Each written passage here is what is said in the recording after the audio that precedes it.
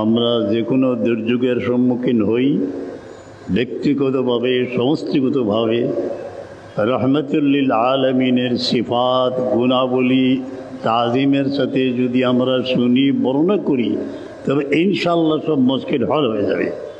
এই মাহফিল এই উদ্দেশ্যেই ডাকা হয়েছে যে মানুষের অন্তরের অন্তঃস্থলে যাতে আল্লাহর হাবিবের মহব্বত প্রবেশ করে। 2 নম্বর, বুকে হাত দিয়ে তারা বলে যান যে অবশ্যই আমরা আল্লাহর এতাআত করব, নাফরমানি করব না, যে নির্দেশ দিয়েছেন সেই নির্দেশ আমরা পালন করব। এই সিফাত এখানে বর্ণনা হচ্ছে। এই মাহফিল মকবুল মাহফিল।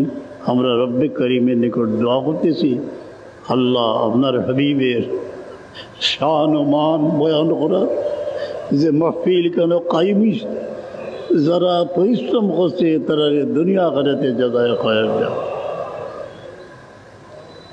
হে রব্বে করিম, আমরা ঈমানের উপরে সাবিত কদম রাখিও, যতদিন হায়াত আছে ঈমানের উপরে সাবিত কদম রাখিও।